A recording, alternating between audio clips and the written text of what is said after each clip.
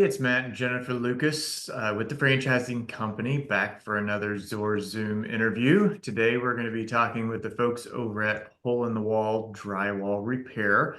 Um, Before we get started, though, just remember there is a link below. So as we're going through, if you'd like to learn more information, make sure your market is available. Feel free to click the link and we'll get with the guys here and just verify that, the territory is open.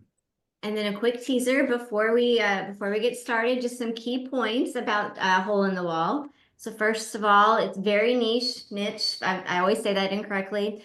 It's home-based. You're going to have a really diverse target market. Anybody from homeowners to electricians to realtors. Very consistent referral flow from local partners, local trade partners. And then the best part, their item 19 publishes over a 30% net, which is crazy. Pretty high in home services. So, James and Andrew, thank you for joining us. Tell us a little about yourself and then give us kind of a basic scenario of what this model is. Sure, I'll go first. James Groves, co-owner of Hole in the Wall Drywall Repair, the president of the franchise brand. And we've been in business here in Orlando, Florida since 2010, perfecting the drywall repair segment. My co-founder, Bill Dement, years ago was trying to get someone to kind of like, who was going to repair his house? And he couldn't find anybody that was able to kind of just zoom in. We all like to hire professionals, experts, specialists, right? I don't want to go to the dentist. I want to go to the orthodontist. I want to have some real specialists out there. And when he realized that that was not there, he actually lit up a side business for Hole in the Wall. He had a painting business for years, flipping properties. And we just kind of ran it as a side DBA for a few years. And it got so much momentum that he had to stop doing his painting business. And we just launched Hole in the Wall Drywall Repair in Orlando, and it has just taken off. And it is such a niche market that, you have to think to yourself, well, who needs this? Well, obviously every homeowner has, drywall. Practically 97% of all the 140 million homes in America have drywall. And, especially in the state of Florida, and up north when it freezes, people have water losses and they have damage to their walls from catastrophic events. But they also have smaller holes, like when little Billy opens the door too hard and you get a little doorknob hole, those accidents happen. And who do you call for that? You want to hire a specialist, not just some random person chucking a truck. And that's what we've made our mark on in this home services industry. And that's kind of what we kind of grew this business to be a successful franchise. Yeah, piggybacking off that, I'm Andrew Mayers. I'm the director of franchise development for them. And I've been in franchising almost 10 years. And really what brought me back to home services was Bill and James, frankly, because and I think I've told James this story, when I was looking at brands to potentially join, getting excited about drywall never popped into my head. But Bill and James and the model that they had built and the industry that they had built it in was so niche or niche. I don't know how to say it either, but it was a perfect fit because what James said is so true. In every market, there's people who say they do drywall, but they don't do it at the quality that a lot of franchises do other services, maybe HVAC or plumbing or electrical or restoration. You've got a bunch of franchises doing that. Whereas in this industry, there is a huge hole in quality. And Bill and James have built such a great support staff and a model that is repeatable in a needed market. Like you said, 97% of homes have drywall. And most of these services that you had mentioned, Jennifer, they don't even realize this exists. A plumber does a repipe, they don't know it exists. And so it got me excited about it, really, frankly. And of course, those net margins aren't bad either. So those really are nice. solid for home services, absolutely. So we love home services. Matt is going to talk all about that. This is his favorite part. But the first thing that I wanted to ask is when I'm presenting this to our candidates, they ask about the paint and like what if they don't have leftover paint and what you guys do to match whatever the paint is. Tell me about that. Sure. So we obviously advertise as a drywall repair business. We like to say we don't patch, we repair. But that comes with all the ancillary things. So if we're in someone's wall, we're going to do the insulation. If there's base trim to be replaced, we can do the base trim. And if there's painting to be painted, if they don't have the paint, it's okay. What we'll do is we'll get a paint sample from the damaged area that has been removed, and we'll get a paint and match. But instead of spot painting, which usually leads to disappointment, because even if you have the exact same can of paint you painted the wall with 2 years ago, you shake it up and you get it all mixed up, it's not going to match the wall 100%.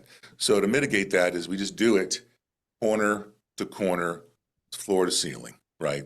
So this way it matches that entire wall.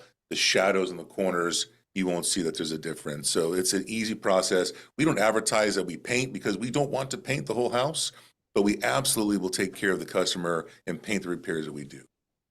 I think the thing that excites me the most about this brand is just the wide range of referral partners you can get in front of, right? I mean, you touched on some of it early at the intro, but I mean, from a plumber having to fix a leak to, you know, an electrician having to run new wire, changing out light fixtures, to little Billy, you know, throwing a baseball up against the wall. Or talk to us a little bit about kind of what those different areas are that you focus on, or the franchisee would focus on in terms of building those relationships. Well, in my opinion, it's really key that you diversify your lead sources. Okay, so obviously we want to be there for the homeowner.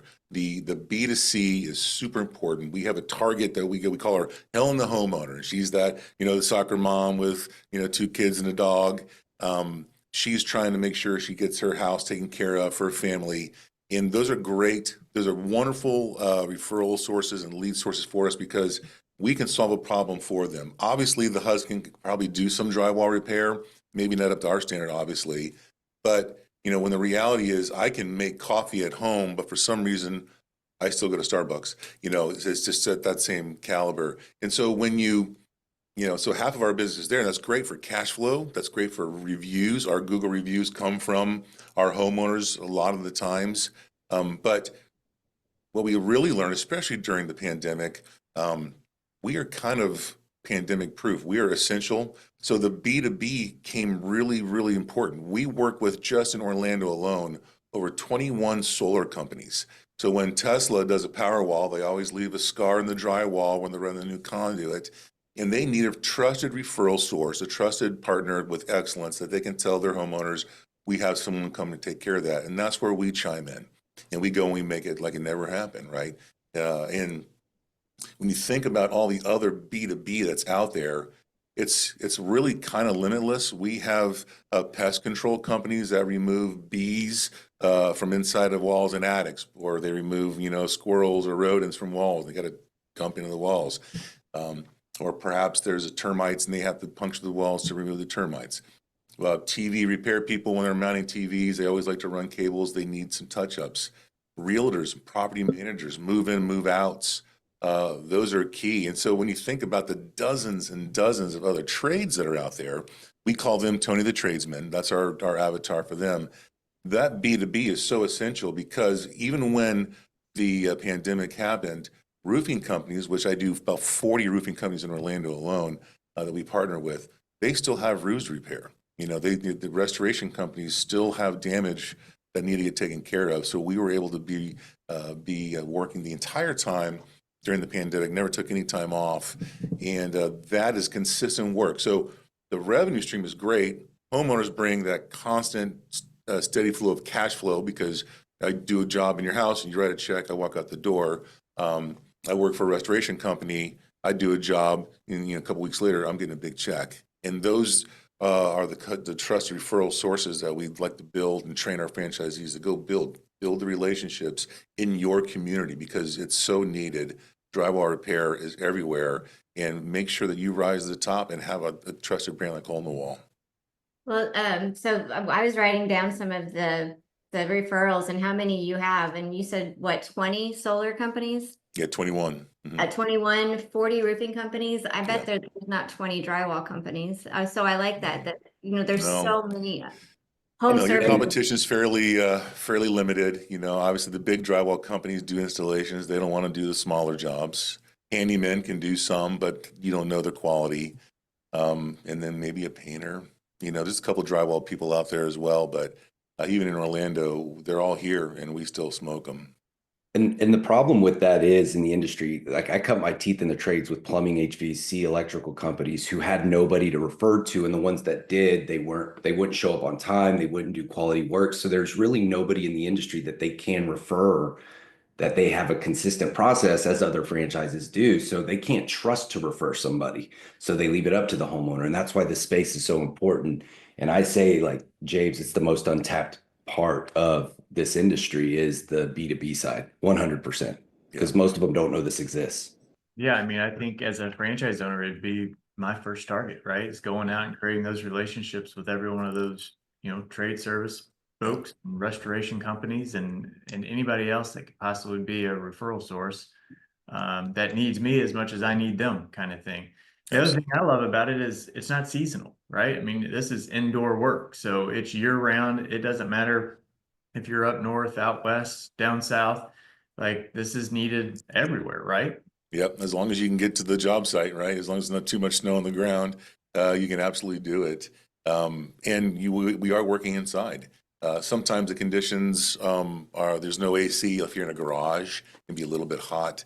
But typically, homeowners are very receptive to have you in their home, and you're not having to worry about the weather as much, for sure. So what about the support as far as obviously marketing and legion, but finding the drywall repair people? I mean, those people aren't just a dime a dozen. Where do you find them? No, they're not. And technically, drywall folk are a little more rougher. And so, if you think about the average drywall person, they may not be the most pleasant characters to have in your home. So we find it really works better to find somebody who's definitely is handy, but we hire for character, not for skill as much, because we have the training. Okay, so over my shoulder here, that's our training facility, and I've got the School of Rock Drywall Academy. We'll train them how to do all of the drywall repair, how to cut base trim, how to make sure you're texturing to match the existing texture in the home. I can teach that. I can't teach character. I can't teach somebody not to steal, not to do unsavory things when you're in people's homes. So for that, we have a few methods of hiring. Obviously, we like to hire family and friends first.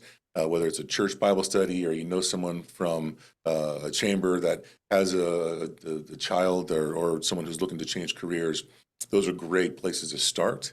But we also partner with a few trade schools that are nationwide. The Build Strong Academy has a school called HBI, Home Builder Institute, and they're in 48 states. And they have students that are being trained the basics of safety, OSHA regulations, tool recognition, and then some minor carpentry skills.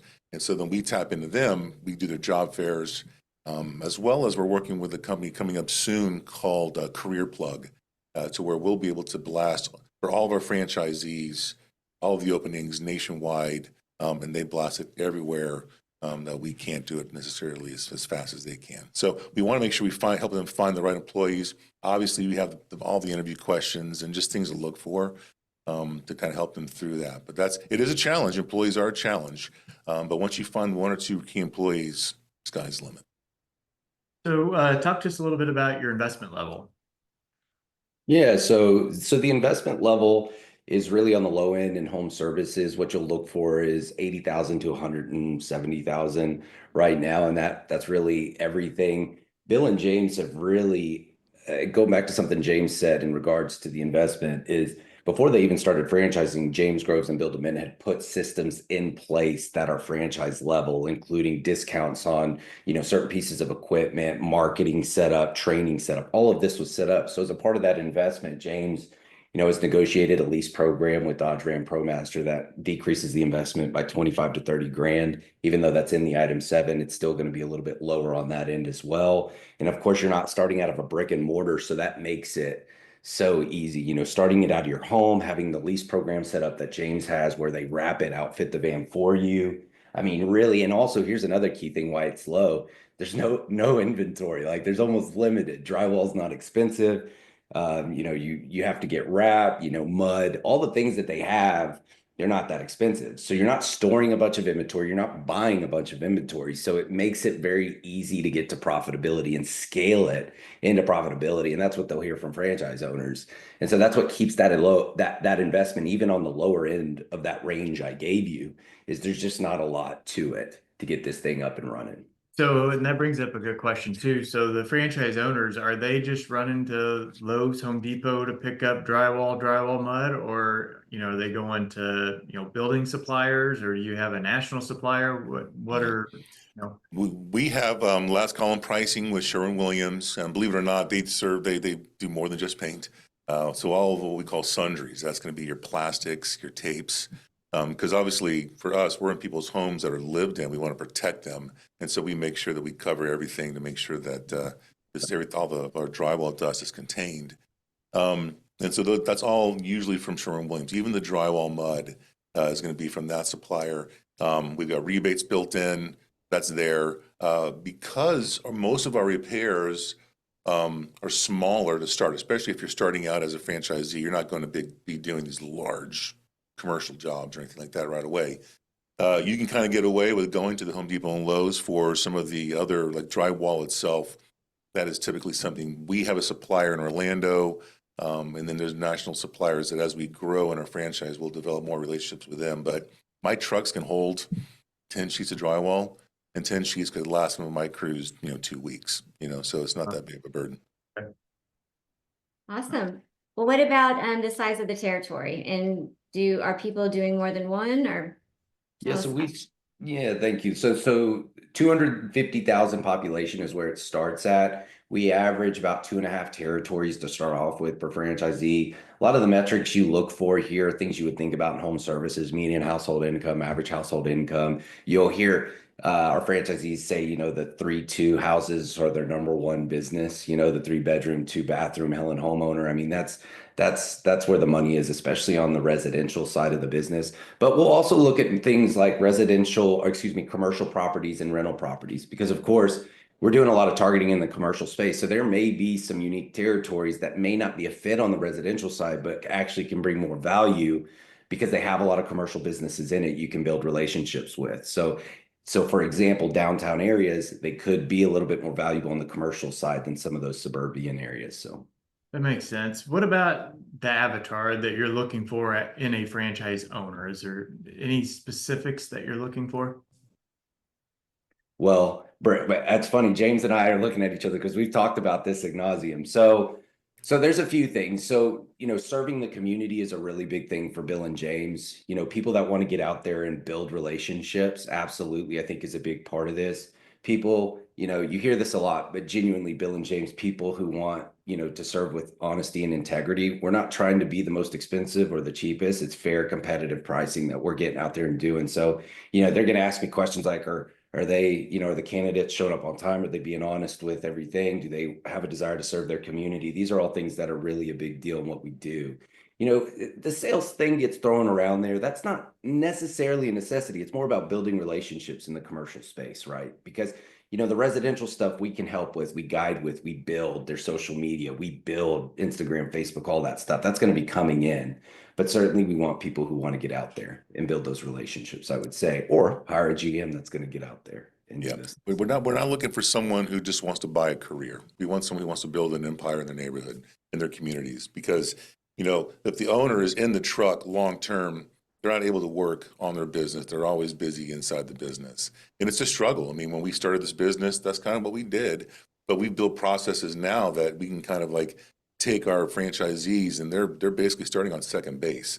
They're not trying to hit the baseball, but they're on second base. And we're their third base coach, calling them home, making sure they have everything dialed in right. The support that we give them is essential. But if you just want a job and you just want to be a solo entrepreneur in a truck by yourself, it's difficult to scale, right? So the only way to make money is you need to buy more trucks, have more technicians on the road, and be able to scale that business so you can create this empire in your community, and you can be the one-stop shop for all your trade service partners and homeowners. So going back to the residential side of things a little bit, how are most of the leads being generated? Is it digital, social media, or mailers? What are you finding to be kind of your most successful way of reaching those folks? Yeah, well, we have a three-tier approach currently for the marketing and lead gen. You can obviously do the Angie's List and Home Advisors. Those are paid per lead. They're also very expensive. Our ROI on that sometimes does not make it profitable for us to do it. Good place to start. But what we like to do is the first third of the marketing is we've got an in-house marketing team here that knows our brand. They run all of the social media. They run all of your PPC, pay-per-click ads and Google ads. They do all of our marketing and all of our print materials. Everything is dialed in with our team, approved by us. And so that's your first third. So even when you're here training, we're lighting up your presence online. We're starting to take requests. We're placing all the ads out there. We've actually had people here in training had to say, hey, can I leave early because I've got to go do an estimate, because the phones were ringing even while they were here in training. But Nice. that's great to start, but that's only going to bring in about a third of your revenue, right? The second third, which is really the most crucial in my mind, this is where you're building relationships in your community, whether it's in a chamber of commerce or leads groups, or you're knocking on doors, dropping off, because we have little donut hole drops, for hole in the wall, and trying to figure out how you can get into other businesses that can refer you. That's crucial. Maybe a B&I meeting. And then the other third, the last third, that's the reoccurring. That's your truck that's got a QR code on it. People take pictures of my trucks every day. They're going to my website. It's probably the second or third largest marketing tool we have is our branded vehicles. And it's that referral repeat business. It's the trade service partners that keep coming back to you. It's when I do a job, Jennifer, in your home, and then all of a sudden someone on your Facebook group for your community says, I need a drywall person. The first thing I'm hoping you're going to do is say, well, I got a guy, we're going to call Hole in the Wall. Got to use them. They're perfect. And that repeat referral business, that generates a ton. That takes a little bit more time. You got to get some jobs under your belt, right? You got to get some repetitions down. But once you start getting those 5-star reviews, you start getting that positive feedback, there are times that we turn a lot of our marketing off because we're so busy, we can't even handle the work that's coming in the door because it's just so neat. Good problem to have. What would you say the average job size and time look like? Are you in and out in a day, a few hours, weeks? Like what are we talking about? And then just overall, how big the size is too. So we Andrew, typically you're always have, smiling. I'm trying to figure out what you're thinking down there. Anyways, I didn't Because interrupt. Go ahead. James has got it going. Keep going, James. sorry, listen, you going. wind me up. I'll talk hole in the wall all day long. So here in the Orlando office, we've got 7 crews. Majority of our crews, they handle what we call hit and run jobs. That's when you're doing those no job too small type things. And they can typically handle 3 to 4 jobs a day, depending on location and the size of the repairs. And then we have other crews that they're going to do those 2-day jobs. So bigger jobs where maybe you had a flood and we're doing like 120 foot of flood cut and you got to go back and base trim and paint. Those things take 2 or 3 days. And that happens a little bit more. And that's when you get seasoned as a franchise, you'll get more of those. And then I have a couple of crews. They do the really larger jobs that we're there for 4 days to a week. We're rarely in someone's home more than 5 days. But if you boil all that together, all the 3 of those size jobs, our average job size in Orlando varies right around the $750 to $850 range for those. And we do on average between 1,500 and 1,800 jobs in Orlando alone. Wow. And I think also, if I could piggyback on this a little bit, because Bill and James have been doing this so long, the franchisees are going to have an opportunity, because sometimes a newer franchisee might start with a lower average job because they're newer, they're getting their feet wet. But because Bill and James have basically created a system that allows them to go out, if they come in with any property manager, previous trade service relationships, they can absolutely average that. Absolutely. If they're coming in, hitting the ground running to what you said, Matt, and building those commercial relationships, that's realistic. It's about the commercial side and building those relationships that's really going to drive that number higher, if that's fair, James. Yep. And are you looking for an active owner? Can you be semi-active? And if so, what does that look like? Does it change the investment level any? Well, yes and no. you can't half raise a baby. So, half raising a business is probably not the best idea. But I do think semi-absentee is an option. Going back to something James said early on, it's about who you find in these key roles, as if it's going to be a fit for you or not in that role. Because at the end of the day, there needs to be somebody who's going to care about the business and run it and build those relationships on the commercial side. So if you can find somebody, which we have candidates that I'm interviewing now that are looking to start it that way, but they have a key person in mind or somebody they're thinking about as that key person, absolutely. Most of our owners are going to start owner operator, meaning as the GM, maybe taking phone calls, rubber hitting the road, building those relationships, as James said, and they're going to hire one technician to start off with. And maybe they add an apprentice to that van in the first 6 months, and then that's really where you quickly scale and add that second van kind of thing. So Okay. And you guys are getting a lot of momentum. I think you said you have a meet the team day coming up with 10 plus new candidates.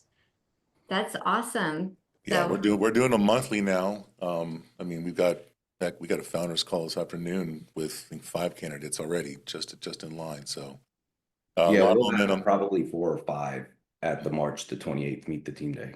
Yeah. very cool. That's exciting. How many do you have open and operating today? Headquarters in Orlando. We have 2 locations, our first 2 that we launched, and then we just sold 1 location last month in the Philadelphia. Awesome. They're not open. Congratulations. Thank you. And So Is- I'm guessing then most of the US is open except for maybe some of the registration states. Is that accurate? That's Yes. accurate. We are wide open. Absolutely. So, and we'll register. I mean, we'll register in states. We get candidates in those states like Michigan, Minnesota. We're going to register in those states for sure. It's just when we get those candidates, we'll get registered and get it live and going. What have we not asked that you think is important for the viewers here to know? Well, I just like to highlight a couple things. One is obviously we take training really seriously. One of the things that kind of gets overlooked because it's, you just assume the training is going to be dialed in, but we spend a lot of time trying to figure out, because when we started the business, I would have people as a helper, like an apprentice in the truck. They'd be in the truck 6 months, a year or more before they were qualified to be a lead in a truck. And then maybe they leave and like, oh man, you can't scale a business when you're hiring 1 or 2 employees and growing them for a year and then one of them leaves. So we designed a training program that's the School of Rock Drywall Academy, where we have created proficiencies that all the crews need to go through when they come in between the first 30 days and the 90 days. We have scheduled out training in our facility back here, where we have built basically a fake house where everything you can think of for drywall repair is there, and we train them here in-house, and they're able to then learn much faster. And then on top of that, I've got a production facility here. Obviously, you see this is my podcast studio, and I've got a video studio right here. And so we have a production facility that we videotape all of these trainings, and then we put them on an online portal. It's an app on the phone. And so if they're stuck in the field and they get, I forgot all about this, what happens? All they got to do is pull up. I got 300 subjects, over 50 videos growing monthly, but they have that access even 24 hours a day if our support line just isn't open right that second. So they always have the ability to at least get a place to start, learn our training, and then if they get stuck, phone a friend. We are here. I've got 23 employees here in Orlando that are more than happy to help people, whether it's helping them write an estimate or they get stuck in the field with a problem. My technicians are always available to help. So training is super important. I was going to say, I'm glad you brought up training because that is an area that we forgot to touch on, because people watching, like myself included, to your point, I can repair drywall, but it's not going to look professionally done by any stretch. So, how long is the training, and, how long does it take somebody to kind of become proficient at being able to do it and not being able to tell that it's been repaired? Well, I'll just tell you from experience. My Lakeland franchise here in Lakeland, Florida, it was a 2-week training. The first week, the franchise owner came in. We have a conference room, and we trained all of the admin stuff. So how to answer the phone, here's the scripts, here's the business, how you run our CRM, talk with the marketing team, talk with our business coach and sales coaches to get on board. While that was happening, at the same time, his lead technician was doing ride-along training with my technicians in our vehicles here, learning how to handle the protocols on job sites, how to handle the homeowners, how to just make sure you cover everything and how you do the standards. Obviously, they're in a hole-in-the-wall shirt, but they're kind of a fly on the wall, just learning our process. The second week, that's when we get our hands dirty. That's when everyone comes into our School of Rock and we just demolish our shop and we just build it all back together again. And so when they're done, they've learned how to do the estimate all the way down to invoicing and collecting the payment. And they walk out the door with all of that knowledge. And so that 2-week training, our franchise owners, they're out there making money the next week. That's awesome. That's great. And I want to highlight something that James said is something that I hear when I'm interviewing candidates is support. As I've been doing this, and Matt and Jennifer, you've been doing this a long time. You have franchisees from brands that they'll become a franchisee, get awarded a franchise, and the support that they get on the back end is just not what they thought they were getting into when they first got into it. And I've worked on brands, I've been around brands that have been that way. And let me tell you, hole in the wall over delivers, not under delivers, and Bill and James and the support staff they built for how quick not only their response is, but how they actually solve problems. They help you work through things. This is a very hands-on team that they built that pours into the franchisees 100%. And it is all about making them the best that they can be in their community. And that's all due to Bill and James and the support from the training, from the software, from their personal interactions with the franchisees and their team's interactions. That's great. That's awesome.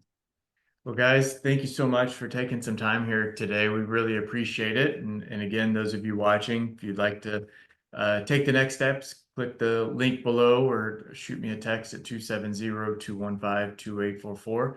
We'll get you in contact with the guys and talk through next steps. Thank you, James, Andrew. This was awesome. Thank you very much. Thank Appreciate you, guys. Jennifer, Matt. Thank you. It's a pleasure. Thanks so much. Hey, thanks for watching our interview. Hey, thank you so much. There's a lot of opportunities out there. Be sure to check out the other videos and let us know if we can help.